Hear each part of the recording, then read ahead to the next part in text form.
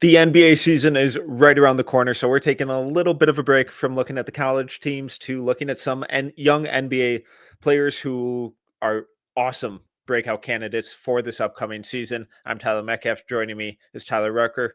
Let's party.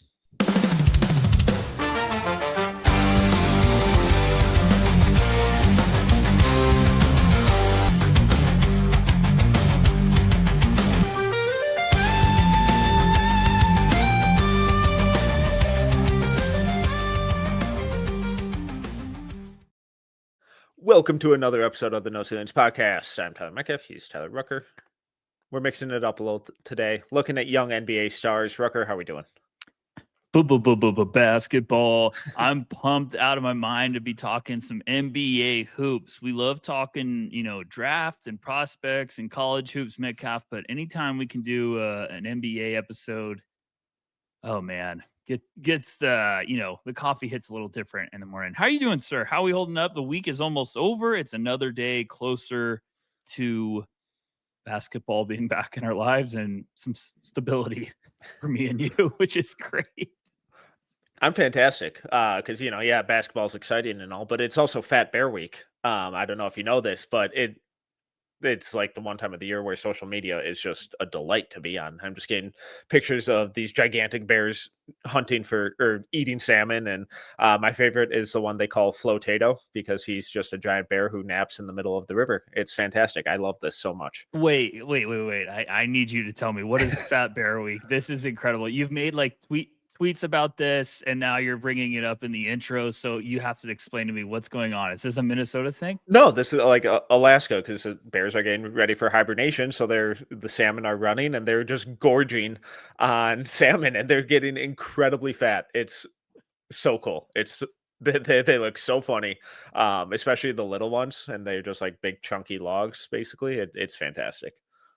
This is now the day of social media where normally I'd be like, wait, you have to send me this. But then if you do that, my feed's just going to be filled with fat bears. Yeah, you're welcome. I have a good algorithm going on right now. It's like graphic design and basketball only and football. It couldn't be better. So keep the bears away from me. But wow, that's incredible. Shout out to the bears, eat up. They're trying to do everything they can to get to the NBA season 2. 26 days.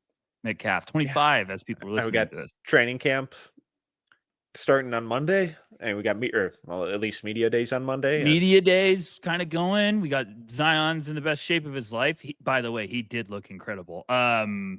So yeah, it's that time of the year when we start getting, weight gain, best shape of my life season. And unfortunately, Jared McCain hurt again. Just worse. Can we turn injuries off? What do we have to do here? A little bit of housekeeping before we dive in. I had a piece on Caleb Wilson go up this week. Go check that out. Really fun, toolsy. Freshman going to North Carolina. And then make sure to go check out Steven, Ignacio, and Jam's preview on some of the top international names. Really enjoyed that one. Ignacio's so good with these international guys and diving in and providing so much insight. Now, you might be like, why didn't they talk about Mika Murinen? Apologies on pronunciation, but it looks like he might be a little bit of a late wild card to the 2026 draft pool. Might be thinking about going over and playing in the EuroLeague this year instead of staying for his senior year of high school. Rumors. Could be a very fun development if it happens, but something to keep an eye on. Let's just dive right in. We're just going to highlight some young NBA players who we think could take a leap this year. I know in the past we've put some pretty strict guidelines on it. It's like, oh, they couldn't be a top 5 pick and they couldn't have won anything. We're throwing that out the window. I want to talk about guys who are going to be fun. I want to dive in and talk about some bigger names and not just the deep cuts. Guys who kind of almost need to make the leap this year. First guy I want to start out with is Scoot Henderson from the Portland Trailblazers. Year 3, it's a big one. We always say sometimes it just takes some time, and transitioning to being an NBA point guard is incredibly difficult. But this feels like the year where we really, really need to see a big leap from Scoot. It's time. It's time, folks. I mean, it is time. This is when young guards, you got to really, as Metcalf pointed out, you have to at least show that things are falling into place. Now, it's really tough. Gosh, I thought I was ready for this part of this episode, and I wasn't, because I don't know where to go with this. It's really tough to. I understand where Blazers fans are. I understand where Scoot, doubters or believers. If you're like hesitant, you're like, oh man, it's just not gonna happen. Let's take a deep breath. This is one of the toughest positions in sports to adjust to. I've watched Scoot from day one because I'm fascinated to see how it's going to progress. Has it been ugly? Yes. Has it started to look really good? Yes. You can look up any analytic number. You can tell me any number right now to be like, look, he's struggling. I can also point you in the direction of about 5 Hall of Fame guards in the past that had way worse numbers than Scoot. It's just one of those weird positions. It's like bigs when evaluating and bigs adjusting in the NBA. Like sometimes bigs click at a different time. Point guards are the same way. Sometimes it just clicks all of a sudden. I think Scoot is right on path to have a very, very nice year. I like what they did getting Dame. I thought that was a great move for the organization, for Dame. I also love that they got Drew Holiday as someone that can kind of rub shoulders with Scoot and be like, hey, let me show you. I think everything's lining up for him to have a great year. I think the Blazers are going to be fantastic. I think Scoot's going to be a big reason why. If it doesn't click this year, then I'm going to be really worried because you mentioned Dame. You mentioned Drew and his head coach in Chauncey Billups. These are 3 of the best guards from the last 25 years that he gets to learn from. And if it doesn't click now, I'm not sure it will. Now his numbers have been pretty rough, and I'm just going to read some box score numbers here. But year 1, 14 points, 5.4 assists, 3.1 rebounds, 3.4 turnovers, 41.6 from 2 or from the floor, and 32.5 shooting splits in 62 games. Year 2, 12.7 points, 5.1 assists, 3 rebounds, 2.7 turnovers. Much better. 46.9, much better, and 35.4 shooting splits in 66 games. And I think sneakily most important is that his free throw rate rose from 25.6 to 30.1. What that tells us is a little bit more aggressiveness, a little bit more craft, a little bit more creativity around the rim in terms of drawing fouls, utilizing that athleticism. Now, when we always say year 3 feels like the big jump, the big leap, and I went back and looked at some of the young athletic guards who went in that top 5 range over the last handful of years. Ja Morant, year 1, 17.8 points, 7.3 rebounds, 3.9 7.3 assists, 3.9 rebounds, 3.3 turnovers, 51-33 shooting splits. Year 2 jumped to 19.1 points, 7.4 assists, 4 rebounds, 3.2 turnovers on 49.9, 30 shooting splits. Year 3, big jump to 27.4 points, 6.7 assists, 5.7 rebounds, 3.4 turnovers, 53.4, 34.4 shooting splits. Common theme there. We saw the 2-point field goal efficiency really improve. We see the turnovers kind of plateau in that low 3 range. And Ja was obviously a sophomore coming out, so he had a year on some of these guys, but his free throw rate was persistently in the 30s. The lowest and is 32.9 year 1, 38.9 year 2, 35.3 year 3.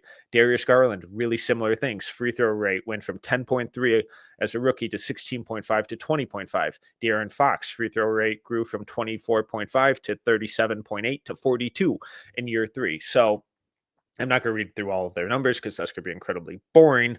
But those free throw rates, that's a big indicator. But there's similar trends with all these guys where as the points improve, the 2-point efficiency improves, the free throw rate improves, and the turnovers decrease or at least plateau in that low, below that kind of 3.5 threshold. And I think we're starting to see that similar trend between year 1 and 2 with Scoot to follow suit with those guys. Yeah, there was a fantastic. I'm hating myself right now that I don't remember who it was, but I think it was with someone with the Athletic. But there was a fantastic piece. Maybe it wasn't the Athletic. About Scoot and the Trailblazers and when they were starting to really turn the corner last year, and it was kind of an in-depth behind the scenes, which are always the coolest pieces. But and it was a part of it was talking about like Chauncey's interaction with Scoot, and Chauncey showed him he brought him in the office, showed him some film, and it was how gross he was defensively. Yeah. And Scoot kind of was like, I'm sick to my stomach. Like, I don't even recognize the guy who's on tape. And then Chauncey was basically like, I will bench you.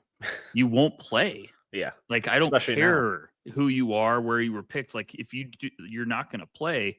And he said right after that, Scoot went out and had one of the most dominant practices he's ever had as a Blazer. That carried into the Blazers playing better. Scoot had a much better stretch. He had at least stretches last year, Metcalf, where you really saw like, all right, here we go. Like that's something to build off. In January last year, he had 14, 3, and 5 on 48, 43, 79, 5 starts, which was the most starts he had in any month. He's going to get all the chances in the world to showcase it this year. And I think this is a big year for a lot of guards when you really start to see the pace is slowing down a little bit. Last year, I felt like you could start to see he's understanding how to get to his spots again. He's understanding how to play not just a million miles an hour and try to dunk on everyone with athleticism, because he's not that type of player at this level. He's learning how to play the 2-man game, get to your spot to create stuff. Like you saw the game slow down a little bit. Now I want to see if it can take that next step. So what do you need to see from him? Like specifically, because it'd be awesome if he came out and had, averaged a double-double or, 9 assists and shot 40% from 3. But in terms of actual on the court stuff, because we've gotten stretches of him playing really good defense and then it disappearing. We've had stretches of him shooting really well and then it disappearing. We've had stretches of a little bit of this, a little bit of that, and then it just never persisting for extended periods. And then even when you look at some of their like lineup data, it's like, all right, who does he make sense with? And Shaedon Sharpe's been hurt too much to take any of those numbers into major consideration because of how streaky and inconsistent their playing time together has been. He weirdly struggled like a lot. Like their lineup numbers when him and Klingon were on the court were bad. Basically all of last year, and some of his best lineup data was with Ayton on the floor, which kind of makes sense when you think about having a more offensively focused veteran big, but Ayton's gone. And overall, his play with Danny and Toumani Camara on the court was generally pretty good, but those guys aren't awesome shooters. And if Scoot isn't shooting it, then it's like, all right, having 3 of those guys out there at the same time makes it just kind of tricky to deal with. So I'm just kind of curious where you're at with that. Yeah, you saw like the chemistry with Ayton developing a little bit, like as the year went on, because I think there was just some mutual understanding of like Scoot understood where to find Ayton for that little elbow jumper where he's coming flashing across the lane. He takes like a little fadeaway. But I think you also saw like the biggest thing for me, and this is what I was getting at, is like what you saw last year from Scoot was him understanding how to take what the defense is getting. I feel like as a rookie, he was trying to push the issue too much to try to create something around the basket, or he was working way too hard on some plays. Where last year you finally would see him like get a high pick and roll and just come in. He's at the elbow and he's like, I'm going to shoot a floater. Like it just was like, this isn't sexy, but yeah, I'm taking it. And it was like, there you go. You can build off that. I think for me this year, it's the in-between game. It is all that. Like everyone's going to say the outside shot. No, I don't. He'll shoot it. Scoot's never going to be someone I'm going to be like, I really need him to shoot 43% this year. You need Scoot Henderson to be really understanding in the in-between game and understanding like how to play out of the pick and roll, how to set up the big, how to also look to create for guys on the wing. I think last year you saw games where he really started to understand how to make people bite and create around the basket. So I think the finishing, the in-between game, if that takes another step, that's going to unlock stuff in a hurry. I really believe that. If it doesn't, it's not going to work. But I think if he takes that next step with playing with pace, with playing with poise, creating windows, understanding how to, like, I don't have to try to dunk on everyone. I can make them bite in different ways. Then I think Scoot's really going to start to blossom. Do you agree, or is it something else for you? The finishing is definitely crucial. And I think we saw it start to trend in that direction. I read through the numbers before, but when you're that strong and you're that athletic and you're not an awesome shooter, you have to be able to be an elite at rim finisher like Ja Morant, like De'Aaron Fox. And those guys are also elite foul drawers at the rim because of their craft and physicality around there. So I think as the game continues to slow down for him, like you mentioned, and taking what the defense gives him and not forcing things, but creating and dictating the tempo and physicality in the game, I won't shock me if we see that free throw rate jump up to like high 30s. And then if that does, then I think we're seeing the points, like the point averages, skyrocket as well. I think we're going to see the finishing numbers skyrocket as well. And I think more, for me, most importantly, is then I think we're going to see the assist numbers skyrocket as well, because with that rim pressure is also going to draw help defenders and be, which then generates backdoor lob opportunities and kick out opportunities. The assist kind of plateaued last year, but I was really encouraged to see the turnovers drop by almost a full one per game. And if he's able to keep it with, I'm assuming, higher usage, keep the turnover numbers around 3 a game, that would be fantastic. And especially if the assists start to climb, like we saw from Ja and De'Aaron Fox and Darius Garland in that year 3 leap. So for me, the finishing stuff is really crucial. But for me, I think continued development as the playmaker and decision maker and the efficiency with that is also going to be really, really important. I just wanted to point out this one last thing. I'm sorry if I'm repeating a couple things that you said, but so rookie year, he goes 14, 3 and 5 on 38, 32, 81. Mm-hmm. Last year, he goes 12, 3 and 5 with a steal a game on 41, 35, 76. So, like, the biggest thing you pointed out is the turnover going down, like 0.7 is That's big a lot. number to go down. That's a lot. Even though it's a little less minutes last year, it was about 1.8. That's a lot. It's a big number to go down. So I think this year, if you're right, I think you're spot on with that free throw rate. If that thing goes up again, we might be getting to Scoot being around 15, 4 and 6. And if he's 45, 35, 80, flirting with those numbers, that's a big year. That's a big step. Like, I know people will be like, for this generational talent, I hate that word, but like, if he's around 15, 5 and 5 and efficient, that's a big number. Yeah. Don't you agree? Or am I crazy? But like, isn't Scoot also like, this is come on, show up, 21-year-old point guard.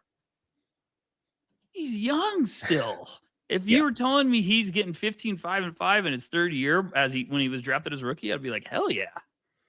Yeah, especially if it's efficiently and the defense takes another step. Yep. Like if we're not going to see a huge scoring explosion from him where he's up around 20 a game, that's okay as long as the turnovers aren't an issue, and as long as the defense takes a major step. Like, if the defense still sucks, but he's up around 20 to 22 points a game, that's a different, there's a give and take with that, obviously.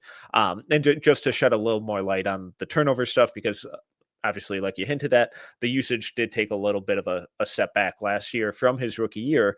And his turnover rate as a rookie was 19.3, and that dropped down to 18.6. So still not quite as like, holy crap, that's almost a full less turnover a game. But a still marked improvement in terms of the frequency of those turnovers.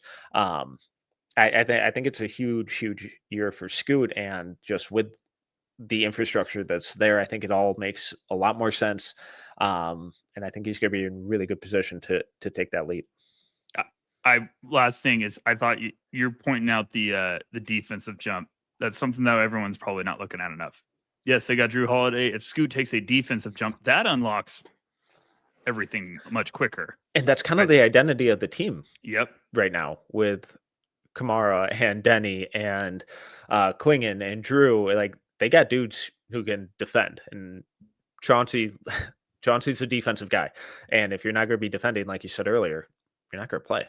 Yeah, and that's why Drew Holiday might be the best trade they've ever made, because if he rubs a little bit of magic on Scoot, then that's just because Scoot has the mentality and physical profile where you'd be like, he would be a problem defensively because of the length, the strength. Now his body is just bulky, and the quickness. You would think he would be a bit of a pest to deal with. Like Westbrook wasn't great in defensively early on in his career, and then he started to buy in on like more getting after that side, where I'm not saying you're all defensive, but you're at least respectable enough to be an impact on the court. So, okay, I need to stop talking about Scoot, but I'm excited. Blazers fans should be excited. I think this is a big year for him. Okay, who's next on your list? Man, another guy that I'm just like, why are we jumping the gun here a little bit? I'm going to the same draft class, Metcalf. He was picked 2 picks later. Ausar Thompson, not that Thompson, the other one. Yeah, I think a men may have already made that leap. Yeah, I think there's another one there, but I'm excited for Ausar's this year. I think his is this year. Now, I thought Ausar, he's been a little buzz-killed by some injury bugs, which I think is always such important timing for like reps and stuff earlier on in your career. So I think Ausar is going to have a very big year, because I think we're going to start to see that jump happen. When he was drafted, when I evaluated him as a prospect, I thought he was just going to be a guy that might take a couple of years before all of a sudden you're like, whoa, here we go. I feel like we could see the amend jump from last year happen for Ausar this year. If he's, obviously if you're healthy and everything goes good, but I just feel like it's looming. It's like, you're wait and see. Yeah. And like all last year, we talked a ton about us, and just the entire basketball world talked a ton about how the new structure and actual team building that was going on in Detroit in terms of providing some actual shooters and floor spacing, how crucial that was to Cade. It's also crucial to Ausar, because he's a non-shooter. I never expect him to shoot, which I think is okay, because he's already showing so many different ways that he can contribute to winning basketball. The key, though, is that you can't have 4 of him out on the court like they kind of tried to do, or we're constructing a team to do. But when he's the only non-shooter, or, the one of 2 guys who aren't spacing the floor, that's enough, because he's so active, he's so athletic, he's so intelligent.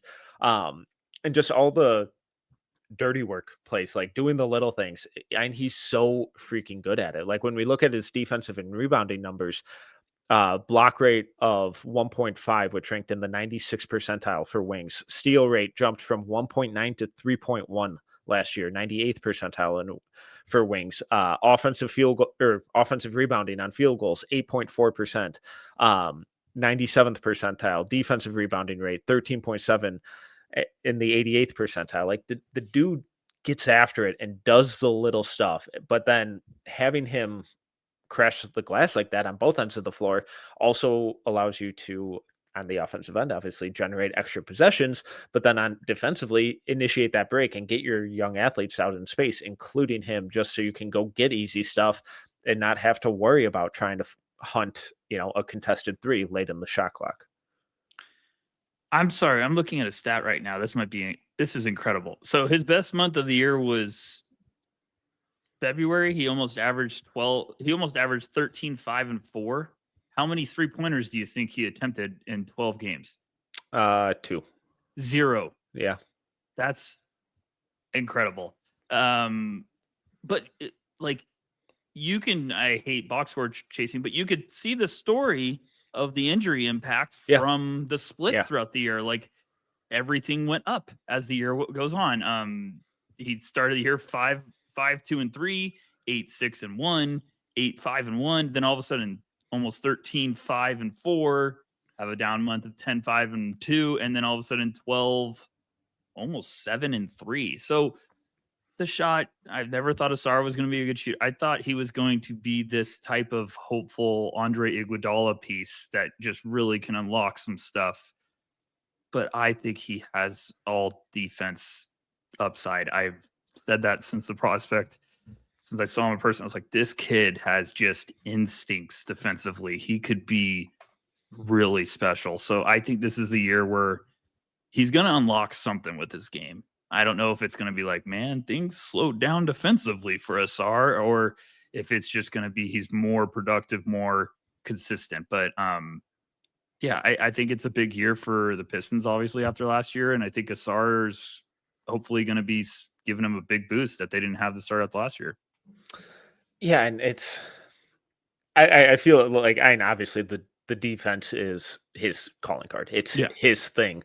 But with each year, as the game slows down mentally for him, and with that frame, with that athleticism, it's going to be terrifying. Like, he's already a menace on that end of the floor, but with another year of experience with another year, the first year of being in consecutive systems with the same coaching staff, there's some like insanely scary, like, potential first team all defensive potential with him, with how chaotic he can create stuff. But that extra year of experience and slowing the game down mentally, it's like controlled chaos. It's not just go cause havoc. It's, all right, actually disrupt everything that the offense is trying to do, because you're one step ahead and you can already anticipate it because you've been through it already.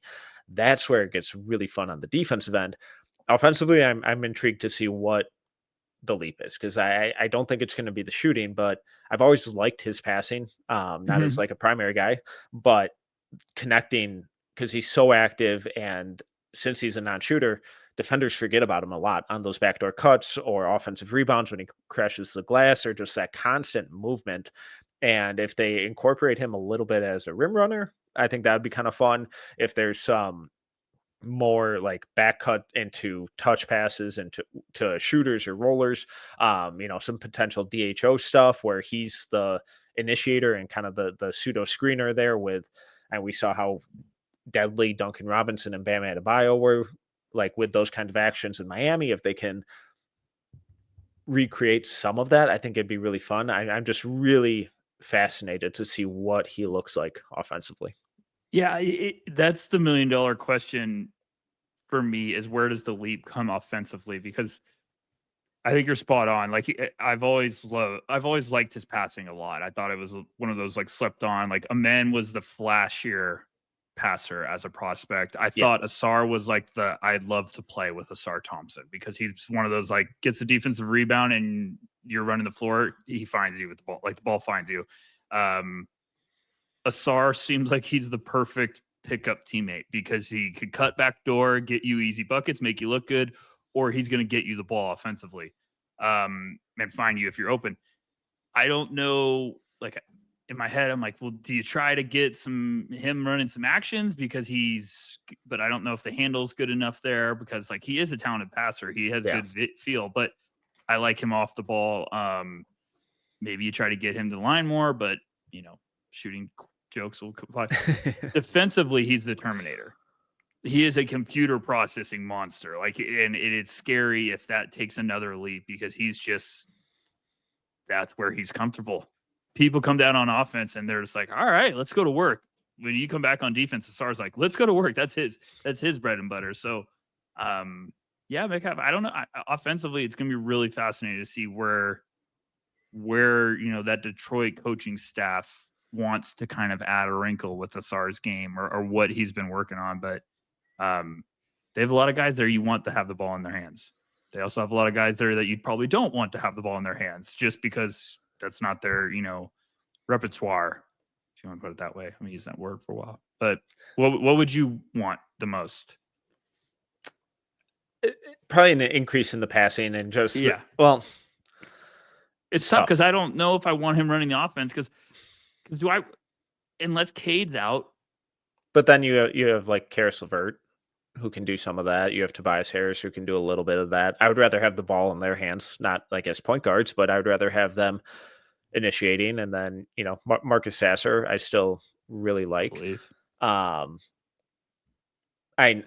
honestly, it might just be improving as an at-rim finisher off of his cuts and in transition, because he ranked in the 92nd percentile in transition frequency last year, but just the 31st percentile in scoring, and then on cuts the 84th percentile in frequency, but just the 48th percentile in scoring. So being a little upping the efficiency in those, because based on last year with Cade and him proving it's like, nah, he's the dude.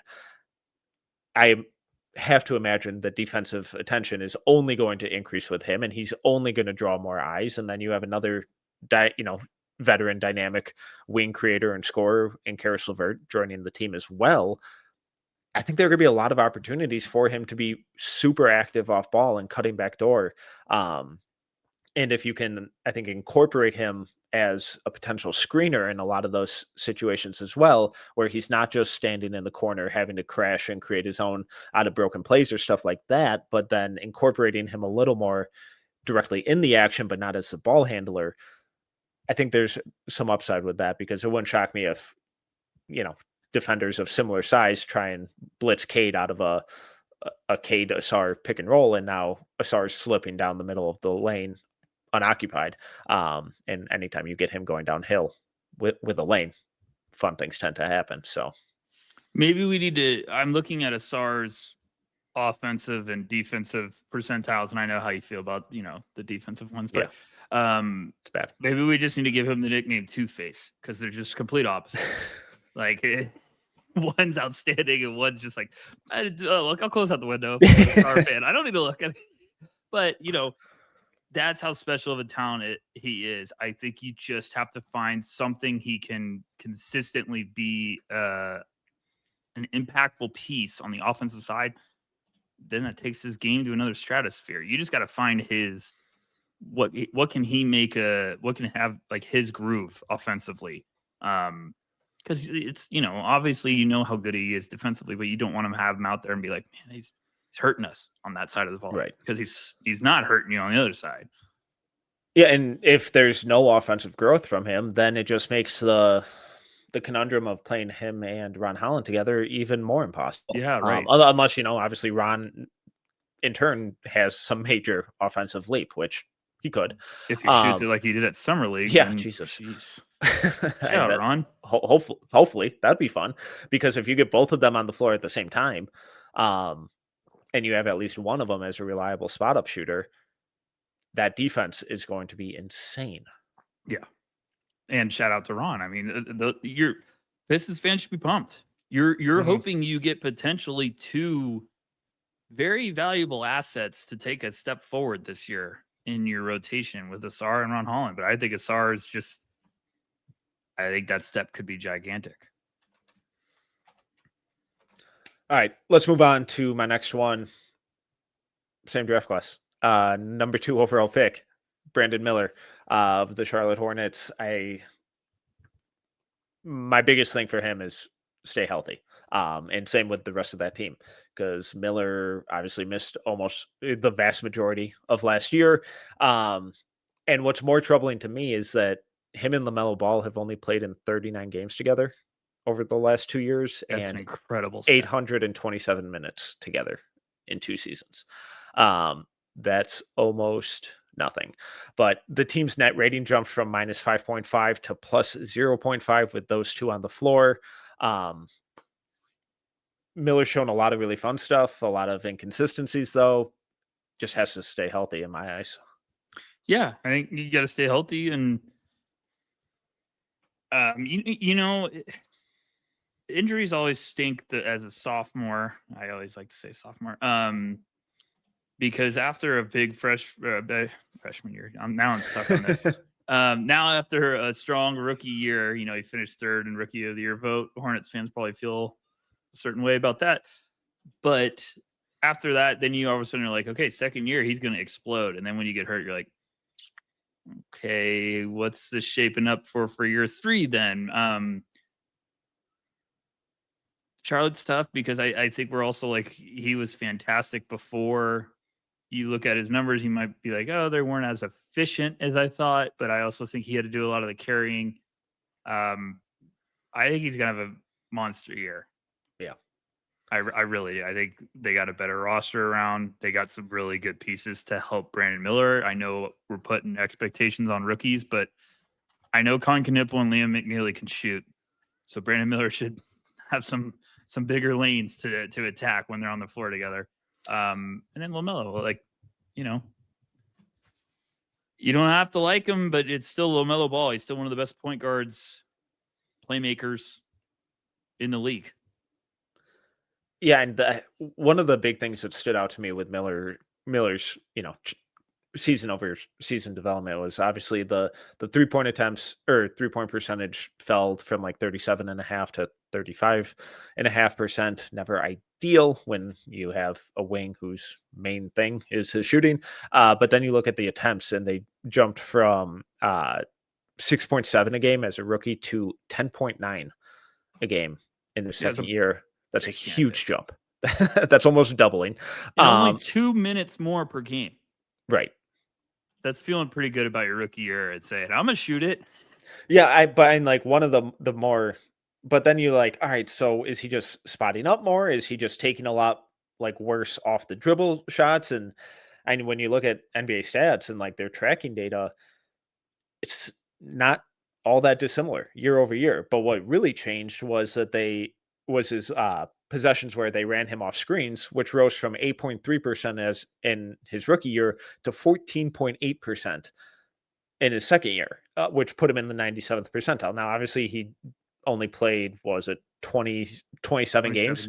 Yeah. So, take that with a grain of salt. But with how often they incorporated movement and specifically for him and having him run off screens and putting him in motion, that's really encouraging. And then not only did the off screen frequency nearly double, but the points per possession stayed really efficient. It stayed at rookie year was 1.047 points per possession, and it went up to 1.09. So that's really encouraging that there wasn't really any change in the efficiency despite the massive increase in volume. And then you try and factor in, all right, what does their offense look like with high field shooters, really adept off ball movers, and Con Knipple and Liam McNeely also coming in, and hopefully LaMelo Ball staying healthy with his size and his playmaking and his shooting potential, and how that can all open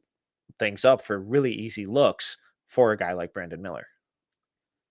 Yeah, I mean, it's going to be the 3-point attempts is unbelievable. That's a gigantic jump. One more turnover a game last year than the year before, but that's understandable. Like because of the usage. Doesn't bother me too much. No, it doesn't bother me at all. So like because he's still only at 2.8. Yeah, and if anything, I'm saying that's promising because of more usage. Yes, almost went up 4 points for usage. They found out that they got a dude and they tried to feed him last year. So like I'm not going to go too crazy off of last year's stats because he only played 27 games, but just to kind of piggyback off the increase in usage and the increase in playmaking, the turnover rate went from 10.2 to 12.6, and he also averaged a whole nother turnover per game. But then you look at the assist rate that jumped from 11.6 to 18.3. So I think the decision making improved, and now you add, and that was with an unhealthy roster. That was with, again, 27 games, whatever. Unhealthy roster. It was with a team who was one of the worst shooting teams in the league last year. And now you now just try and pivot it back to, all right, now you have Con Knipple, Liam McNeely also spotting up. You have LaMelo Ball also spotting up. Who's playing center? I have no idea. We'll figure that out later. But when you think of floor spacing and who some of these extra passes are going to, it's tough to imagine those numbers not taking another significant jump in year 3.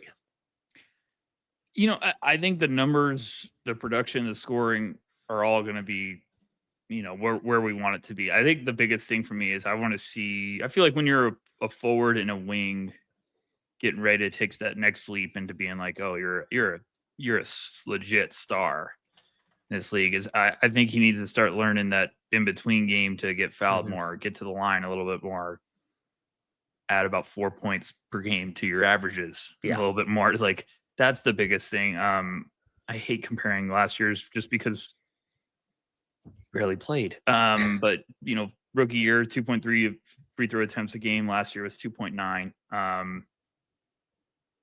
It'd just like you to maybe get to 4, take a little nice jump there, get you some easy ones. I think that's where you will start to see guys really understand how to play the mind game with defenders too. Like, that's where I think you're unlocking another level of NBA understanding.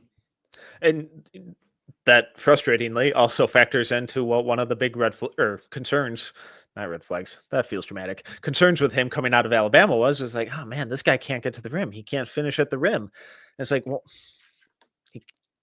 he kind of can, but then he's not doing it yet. And 18% of his shots came at the rim his rookie year, 24th percentile, 16% last year, 15th percentile, and the foul drawing, like you were saying, it's not good.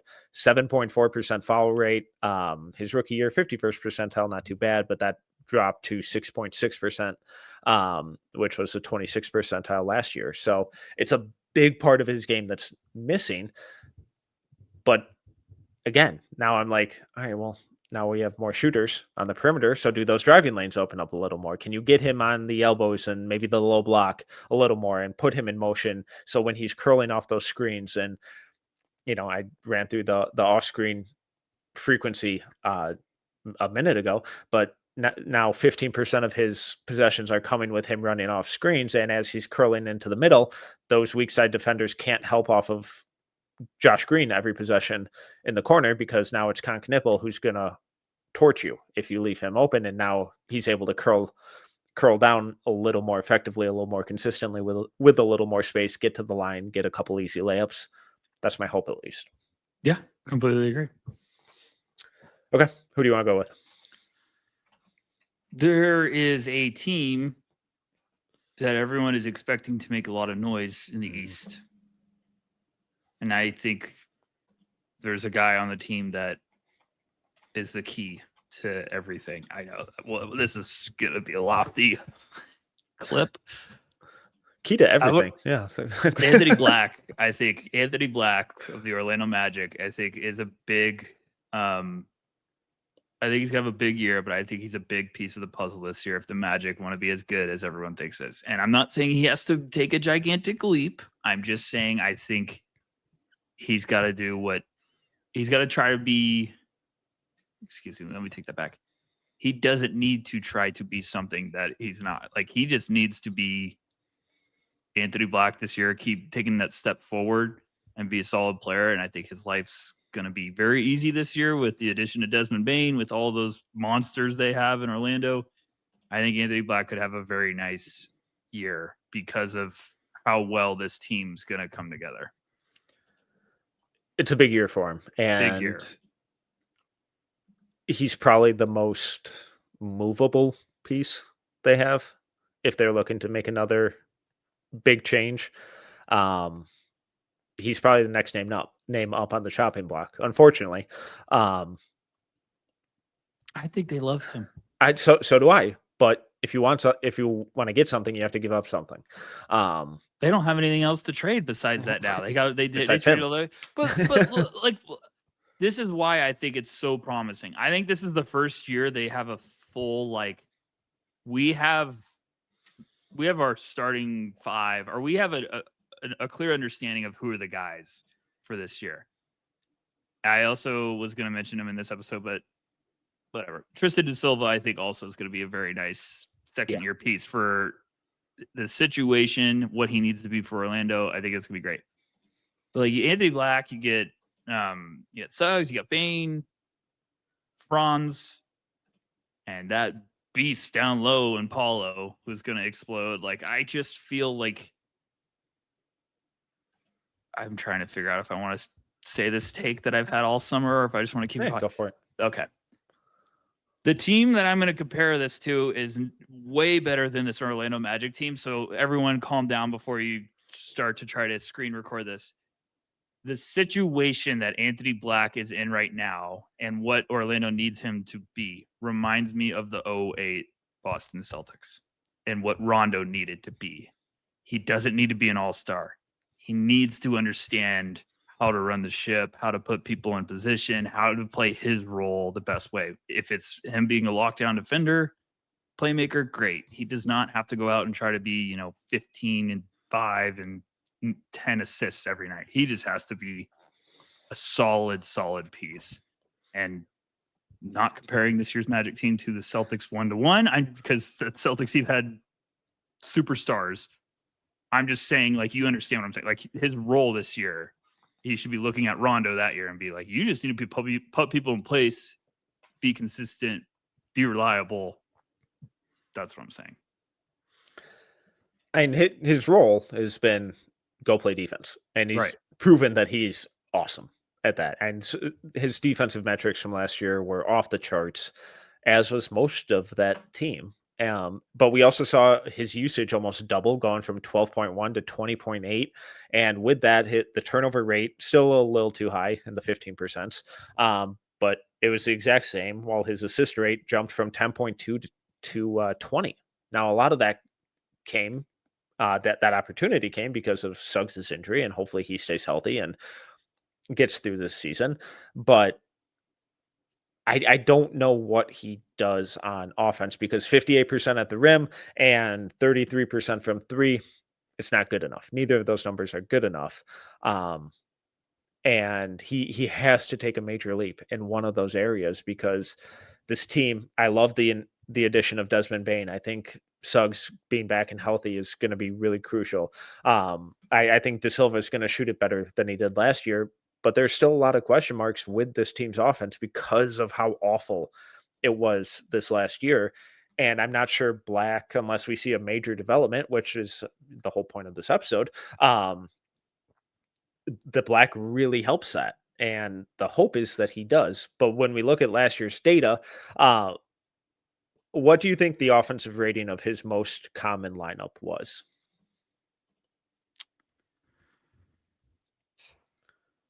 So points generated per 100 possessions. 101. You think they had an offensive rating of 101.1? I'm saying, well, no, you gave me an offensive rating. You want me a number? I'm telling you 101. 86.3. Oh, good. Which ranked in the 0 percentile. It They had an effective field goal rate of 43.6 and a turnover rate of 19.8. We know the defense rocks. And coming out of Arkansas is like, man, but his slashing is so much fun. The playmaking, and we saw the playmaking take a big leap last year, but now the scoring really has to take a leap. And I'm not sure where that comes from, or like what area of the floor that comes from. I don't know if the scoring needs to take a big leap though this year, because that's why you got Bane, is probably to not need it to take that big of a leap. I'm not saying I'm saying in volume. I'm saying in efficiency. Yeah, they got Desmond Bane because they got Desmond Bane is that good. I'm not saying they got Desmond Bane just to help Anthony Black, but I think now Bane's going to make things so much easier for everybody else. Like Anthony Black, it's the same thing we're talking about with Ausar. Like they just got to figure out one area of his game where it's just like, take the lane and take the floater every single time. If everyone's going to jump on Franz on the perimeter and jump, Bane to try to prevent him shooting threes, and Paulo's stretching out the floor, just pick up the, middle of the lane, get in the key and use your size. The finishing is a really big deal, because something I feel like in college he was struggling with finishing too, right? At Arkansas? I don't know off the top of my head. But anyways, pull it up. Same thing we talked about with Scoot. Numbers are going up. Now it's time to see, can he really take that next step in the third year? He's 21. Pretty much the same age as Scoot is almost. Kind of creepy how close they are. So, like, still very young, great size, great skills. But, yeah, you need something else offensively to take a next step. But I just don't think he has to do too much this year because of the pieces that are going to be around him. He just needs to be a really solid, smart player that can make you respect him enough. Like when Rondo was on the Celtics, I know I'm comparing it to that, but it's just stuck in my head. Like Rondo that year was 10, 4, and 5. Do I think Anthony Black could do that this year? Oh, yeah. But Rondo that year needed to not screw up ever. It was like, hey, you have 3 Hall of Famers. Just give them the ball. Play good defense. So I don't know. That's why I'm comparing it to that. It's because it's just like the role, the situation, the team. Don't have to do much, but you got to do your job right. Yeah, and just to circle back, Black was at 53.8% at the rim in the half court in college. Not good, especially for a guy his size. Mm-hmm. And this last year, he was like 34.5-ish% spotting up from 3. I think if he can get that number up to like 36, that would be a huge jump because that's going to at least draw some sort of closeout or open up the lane a little bit more for Paulo, Franz, Spain, all those guys. But even if he's able to draw just like a half step more on closeouts, that's going to allow him to get downhill, get a little more cleaner looks. He's a big dude, good athlete, and he's able to put guys in jail and draw a bunch of fouls. But if they don't have to close out at all, then the playmaking out of those broken plays, it disappears because he's so good at attacking closeouts, manipulating, rotating defenses, finding the open guy or pushing in transition and finding guys in those situations, in those broken plays off of offensive rebounds. But it's finding ways to get to increase the volume and the effectiveness of those possessions is going to be really, really tough. So I'm imagining that his usage probably scales back this year again because Suggs will be back healthy, because Desmond Bane will have a lot of the ball, because Franz and Paulo are going to have even more of the ball.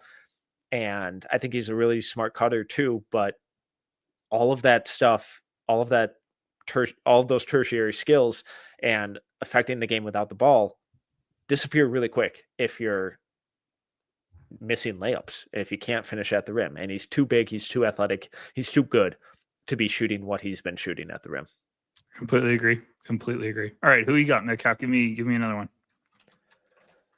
I'm foaming at the mouth now. Give me more. Let's go Minnesota Timberwolves, Terrence Shannon Jr. I think it's a big year for him. Whole town knows, Frank. Whole town knows. Well, go ahead. That's why I saved it for the end of the episode. Big year. Weirdly, one of the oldest guys and one of the least experienced NBA players on this list. But the Timberwolves have 4,138 regular season possessions to replace after Nickeil Alexander-Walker departed for Atlanta. They ran a pretty tight rotation last year of mostly 8 guys. And Shannon only played 555 possessions in the regular season. Jalen Clark, 988 possessions. And I think Jalen Clark is another name that could be on this list as well. But when Shannon was on the floor with Nickeil Alexander-Walker, net rating minus 3.6, without plus 1.6. I think he's the leading candidate to take a lot of those minutes, not necessarily the role, but those minutes as someone who can immediately infuse energy, rim pressure, some playmaking, some defensive chaoticness. I think he has the opportunity to have a huge, huge year. I had him on my list. I think he's going to be a gigantic piece for them. This is one of those guys that I feel like also like he's going to be solid, taking a nice little step throughout most of the season. And then we're going to get to like the playoff race. And I feel all of a sudden it's going to be like, Terrence Shannon Jr.'s really found another gear where it's like, he's going to be a real serious piece in this playoffs for them. Yeah. I couldn't stand him as a prospect because I feel like every single year he was this. We got to have to think of it. Might be the Terrence Shannon Jr. award. I feel like he's the ultimate guy that like his game can get better, but his numbers stay the same. If that makes sense, where you're like, wow, he looks better this year, and you're like, none of his numbers have changed. Nothing's changed. Nothing's changed. It's still, but like it's college stats. You see like the points per game go up, but it was just always like the same amount of rebounds, the same amount of assists, the same. Like whatever. But you could tell he's such a game wrecker in a positive way. Like when Terrence Shannon Jr. has things going, he could swing a game in your. And I'm not saying like, oh, he'll drop 35. I'm just saying like he makes impactful plays. He brings energy. He really just can be a disruptive force. So Summer League, he was one of my quickest. Like, get him out. He's too good for Summer League. Incredible. Get him out. He looked like a older brother playing with little kids. Like, it's just the physicality. Like, he's gonna be your physical slashing guy that you hope that can, get a respectable shot from outside. So I like that one. That's a good one. But and I think he also provides something that no one else on the team does. So as a team, the Timberwolves were tied for last in terms of transition frequency, but Terrence Shannon Jr. himself, with his individual possessions, ranked in the 96th percentile in transition frequency. And we as the season went on, we saw how much pace and decisiveness that Dante DiVincenzo injected off the bench in terms of grab and go. Like, we're getting into the offense right away. And I think if you bring those two in off the bench, unless Dante starts at point, but if you bring them in together off the bench, I think it just completely shifts how you play and provides the other team with a totally different look that they have to now adjust to. He also ranked in the 74th percentile in shooting foul frequency. And you mentioned his play at Summer League. He was obviously shooting the crap out of the ball, but he also started every single college season doing that, like where he would, be like 18 of 21 through his first 3 games or whatever in college, and then they'd tailor off. He's always been a little streaky of a shooter, but we also saw the Timberwolves give him more playmaking possessions in Summer League, which I think is just another bullet point of support of him taking more of those Nickeil Alexander-Walker possessions, where Nickeil wasn't like a point guard out there, but he was a combo guard. He was creating some. He was running the pick and rolls and pushing in transition and facilitating for others. And I think we're going to see Shannon do more of that type of stuff, not to the same volume. But last year it was, hey, go push in transition, spot up in the corner, and offensive rebound. That's your offense. And I think we're going to see that expand based on the possession, not just the possessions they gave him at Summer League, but also the effectiveness and the success that those possessions had at Summer League. I think the best organizations become a factory of talent for like building through the draft. I think it's you groom guys and keep them in waiting, and then all of a sudden, now with the T-Wolves losing Alexander Walker, it's like, okay, now it's time. You slide TSJ in there. It's time. It's like we perfectly timed this. I think those are the smart teams where you hold on, you let a guy develop in the lab as long as possible, and then you finally. It just seems like it's the perfect time to all of a sudden, Alexander Walker was fantastic for the T-Wolves. Me, I've talked about him all the time, like texting, like. What an amazing job of that guy. Like, one, the T-Wolves giving him a legit chance. He resurrected his career, completely changed the path. So now the T-Wolves have shown, like, okay, look at what we could do. We could figure this out. So that's what they're going to do with TSJ. And I think you're hoping it works, but also works to give them a different look, where you could kind of get like a athletic freak who plays really dang hard alongside Ant-Man and McDaniels. Like, I think the league better hope TSJ doesn't become what we think he is, because that's just not fun to have to deal with if you're a vet. Like, those are 3 alpha mentalities, but team alpha. Like, they don't want to just be like, oh, it's all about me. It's like, no, we're coming after you. And then you get Baron J behind him. So there you go.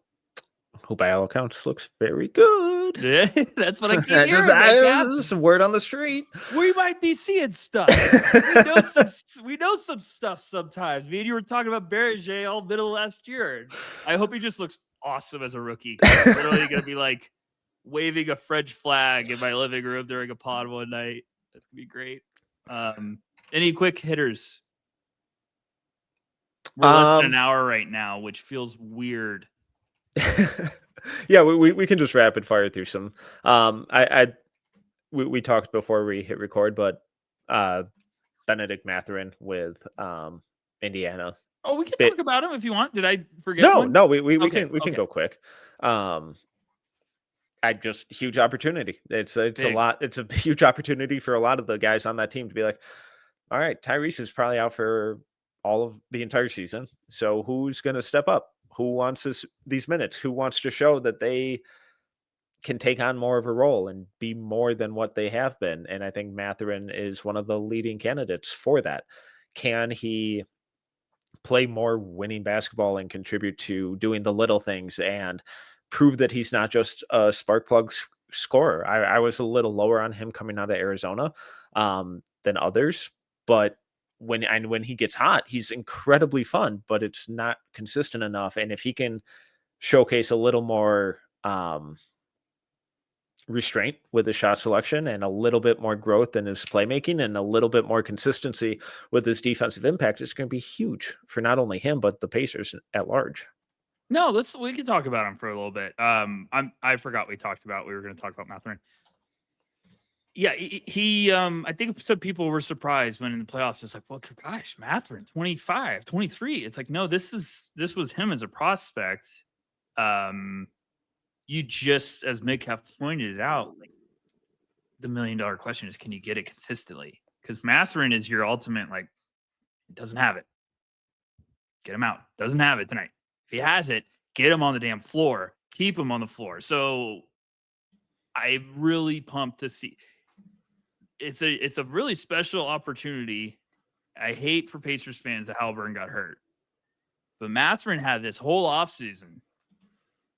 Yeah. Train knowing it's my time. I'm going to get a full opportunity to showcase what I can do. Now, I'm not speaking for Mathurin. If that was me, I would be foaming at the mouth going into the gym every day. Like, this is the year. Like, I'm going to explode. Is that going to be a bad thing? It's like, so that's the thing. Is he going to go try to put my time 30? To shine? Yeah. Rainmaker. Is he try to get J.R. Smith green light, or do you develop yourself into a heck of a two-way basketball player? And I think in a weird way, it stinks for Pacers, making it to the finals, then your superstar gets hurt. You have a very important franchise decision to find out this year. Like, you need to see if Mathurin can be a piece to be around for a long time, or are you selling at top dollar? Hopefully, I think Mathurin is going to showcase he can be a legit piece for this organization to come, because Metcalf, when he's cooking, it's one of the more dangerous guys.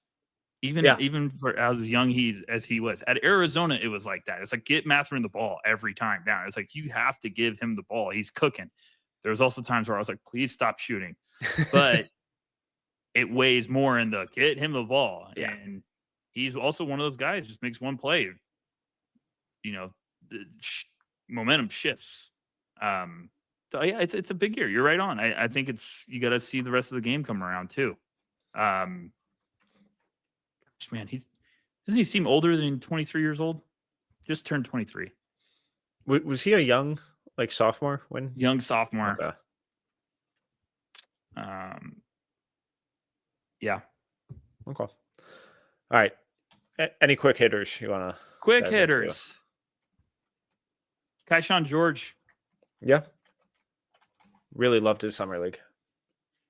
I think I saw a tweet today that Will Dawkins said someone gained 4 pounds, and I wanted to comment and be like, okay, if it's under 5, we can't say they gained.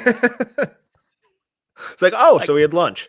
Yeah, like, look, he went to Johnny Rockets. Like, come on. Like, although if it's AJ Johnson, then that could be huge. Say that. That could be huge.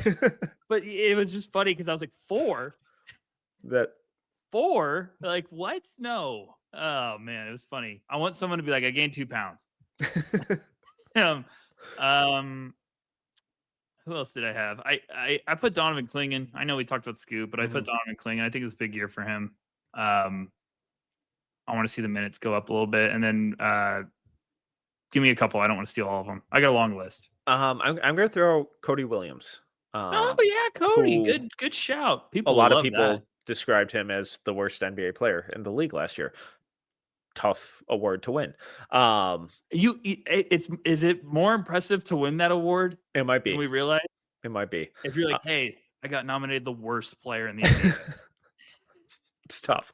I thought he looked really encouraging at Summer League. I did too. I thought he looked great. Mainly, like, physically, he looked way stronger. The game looked slower for him. Obviously, it's just Summer League, but if he could just be like, no, I can be on the court. He doesn't have to be an MVP or an All-Star or anything like. He doesn't have to be incredible, but if he can just get to, no, I deserve 15, 20 minutes a night, hopefully more.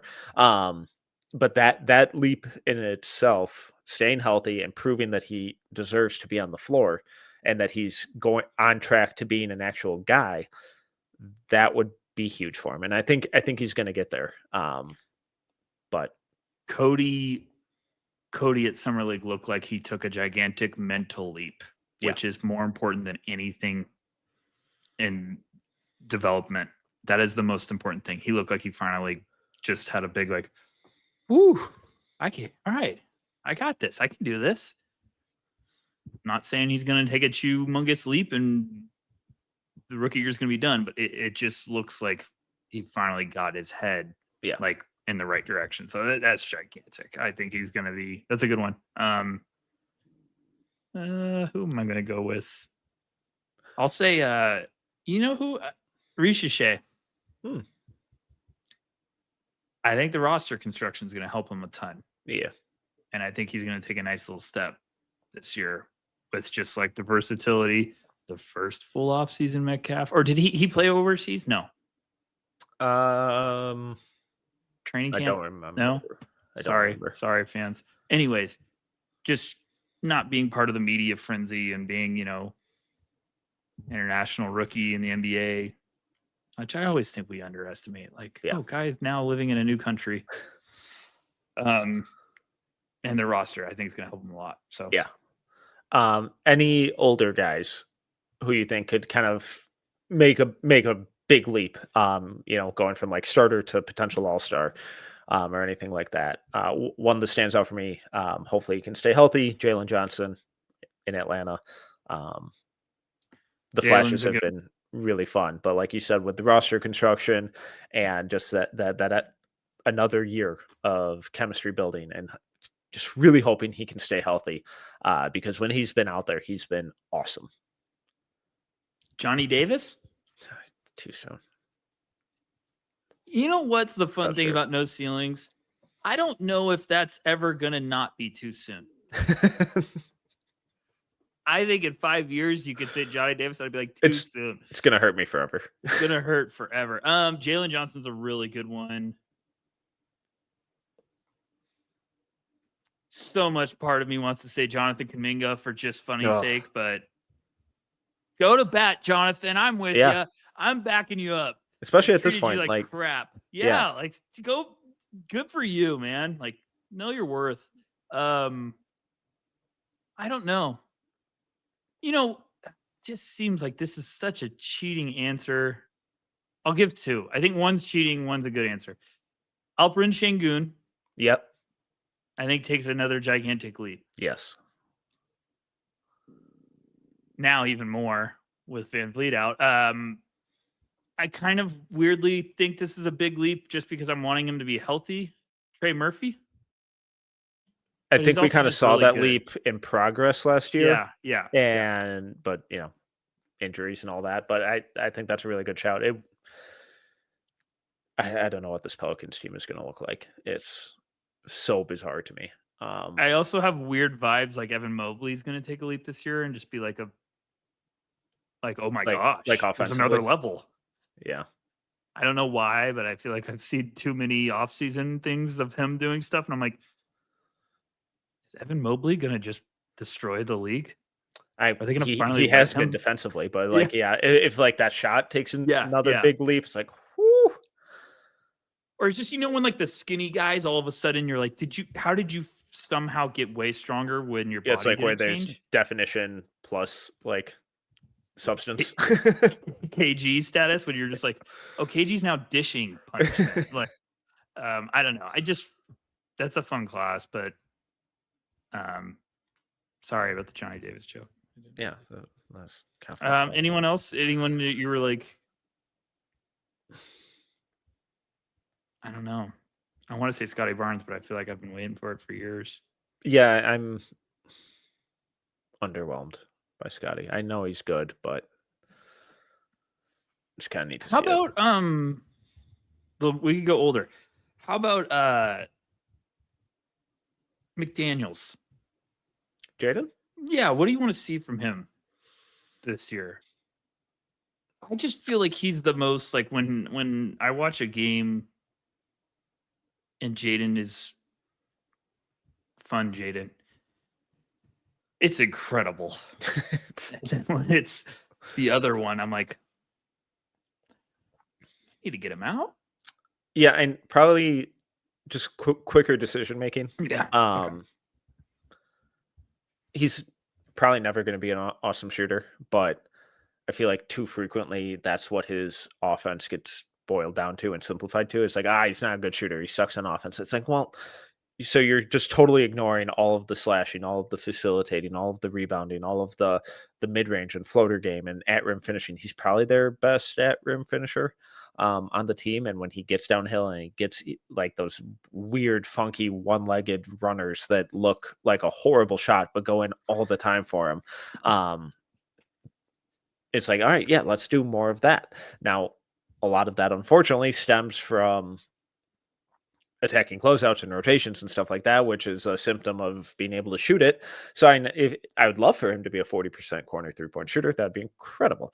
But I think just quicker decision making in terms of getting to those spots, getting downhill, because like there's a lot of fun passing stuff to his game as a complimentary guy. So that'd probably be it. And then